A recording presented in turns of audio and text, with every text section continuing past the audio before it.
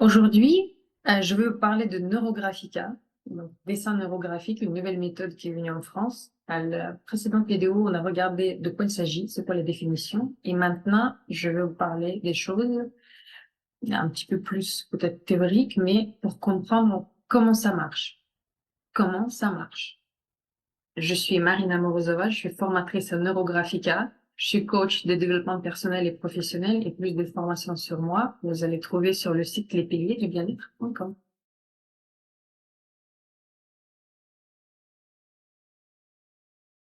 Euh, Prouver l'efficacité d'une méthode Neurographica, l'auteur, il a entrepris certain nombre de tests,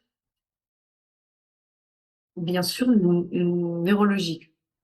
La personne qui était étudiée, elle était connectée à une machine avec les électrodes et tout ça c'était enregistré. Donc, d'abord, on a regardé la personne dans un état dit normal et après, cette personne a commencé à dessiner de Neurographica et la machine, elle a capté les résultats.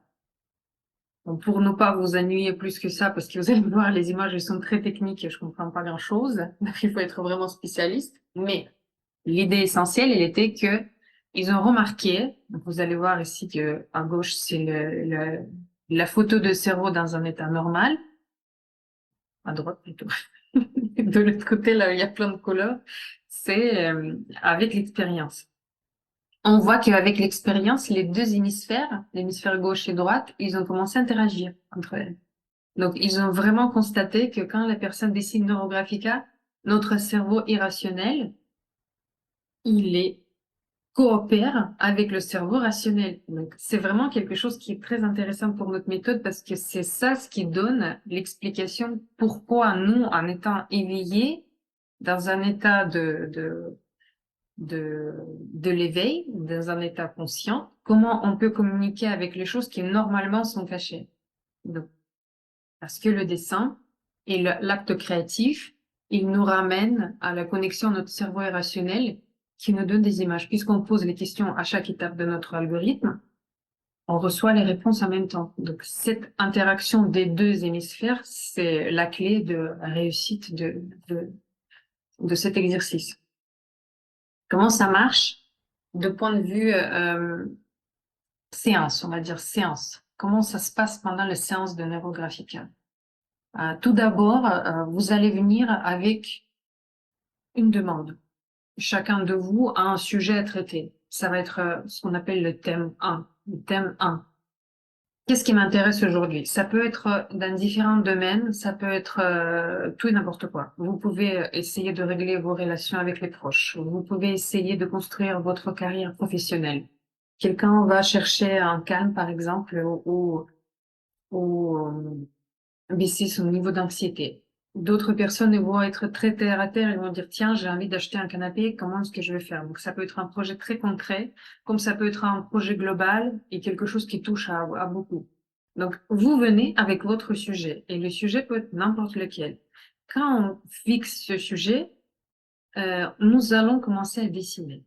Et en dessinant, dans vos têtes, vous allez avoir des images. Des images, c'est pas spécialement les images qu'on voit sur le papier, mais les images que vous allez voir avec votre vision interne, les images qui vont apparaître dans votre tête. Les images, c'est le langage qui va être utilisé par votre inconscient pour communiquer avec vous. Parce que inconscient, il ne sait pas exprimer de manière rationnelle qu'on a l'habitude. Il n'y a pas de langue. Par exemple, même si vous êtes français, votre langue inconscient ne parle pas spécialement français. Donc, il va vous parler avec les images, avec sorte de tableaux qui vont apparaître au fur et à mesure de votre exercice. Je vais vous montrer ici un petit exemple qui m'a beaucoup plu. Ce tableau m'a beaucoup plu. Regardez ce tableau.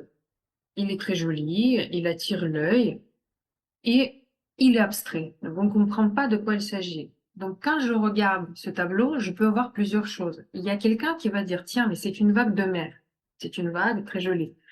Oui, je vois, quand vous dites ça, je le vois. Je vois également, si je regarde bien, je peux imaginer les feuilles d'un livre ouvert. Ou ça peut être, par exemple, un seau de peinture que quelqu'un a versé. Donc, ça peut être vraiment la peinture déversée. Si je regarde les détails un petit peu plus, au fond, ça peut être la poussière qui était soufflée. Ça peut être un cheval, je vois un petit cheval ici. Ça peut être un visage d'une femme. Ça peut être, je sais pas, ici on peut voir des arbres. On peut avoir plein d'images parce que ce tableau, il est tellement abstrait qu'il laisse notre imagination à libre cours. Donc notre imagination, il est attiré par les couleurs, il est attiré par les formes, par les lignes. Et en fait, on voit les choses qu'on a envie de voir. Ok, j'ai vu un cheval, par exemple. On va prendre un exemple d'un cheval. Je l'ai vu, mais maintenant, je dois comprendre pourquoi, à ce moment-là, j'ai vu un cheval et pas autre chose. Ou quelqu'un a vu une vague et l'autre personne a vu un livre.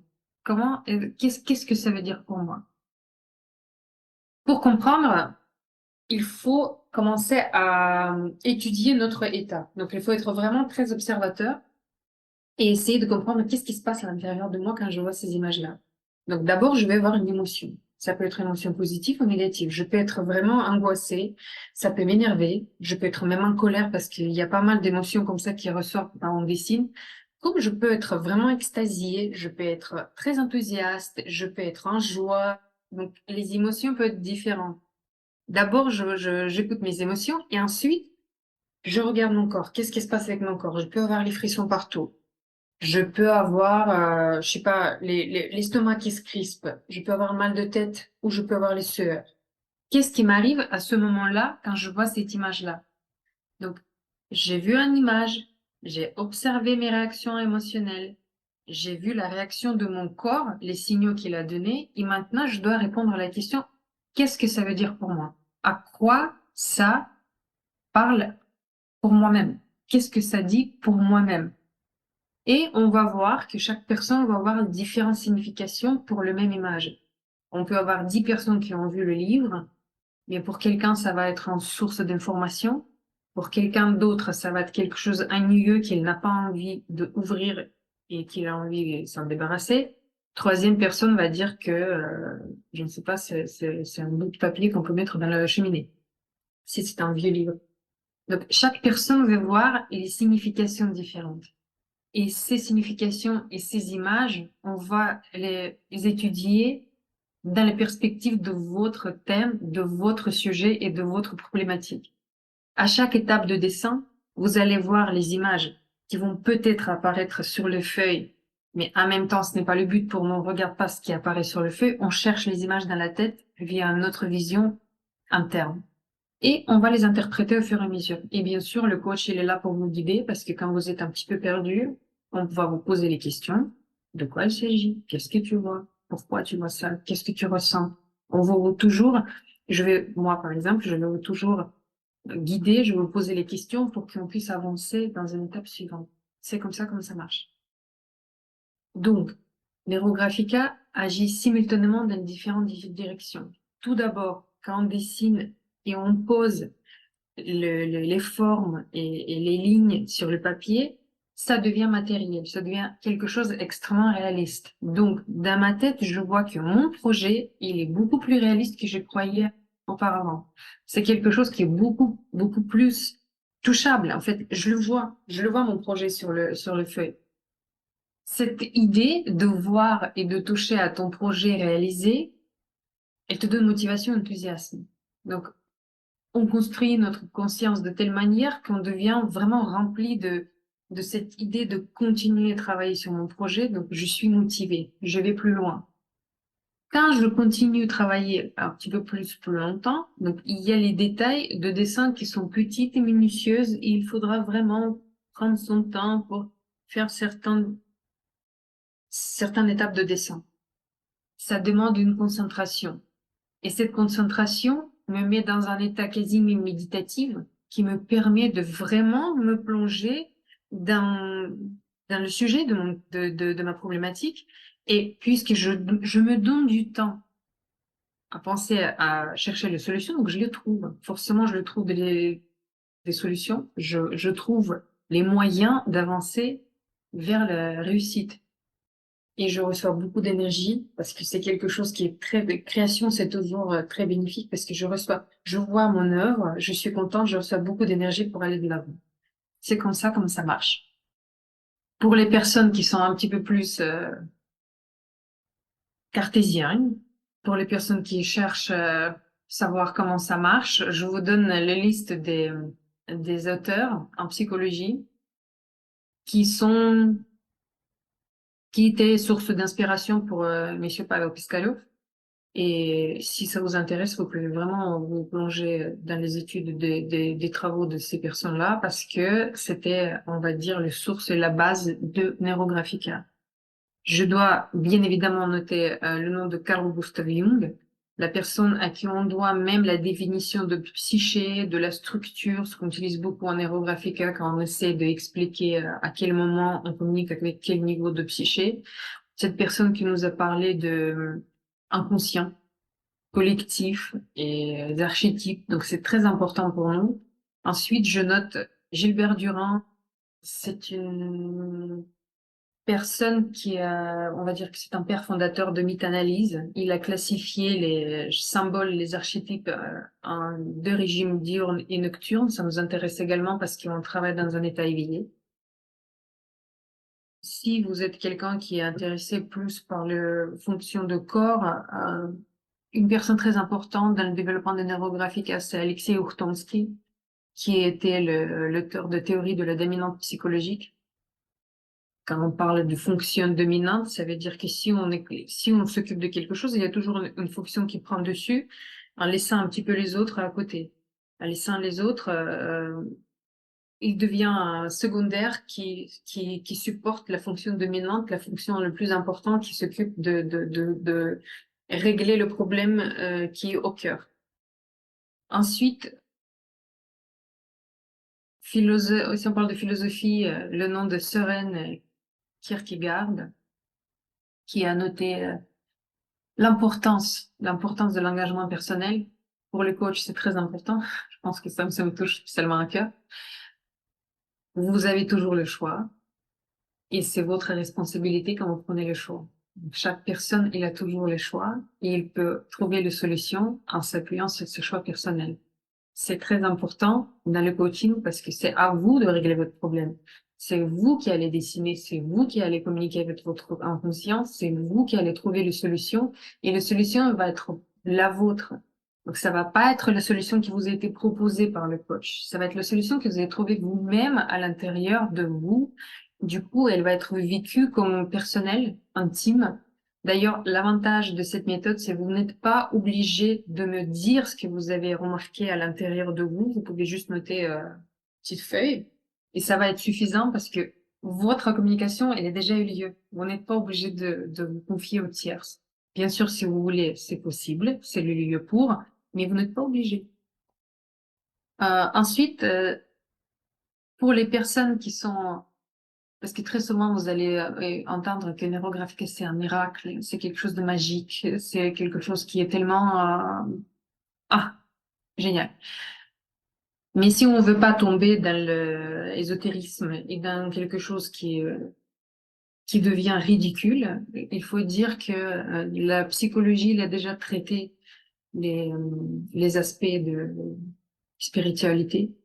Par exemple, on va noter le nom de Roberto Saggioli, qui est père fondateur de psychosynthèse. On a même les algorithmes neurosynthèse à Neurographica qui étaient vraiment inspirants pour Monsieur Piscalov, qui parle de structures plus grandes que moi-même. Donc le soi, c'est quelque chose qui est beaucoup plus grand que moi.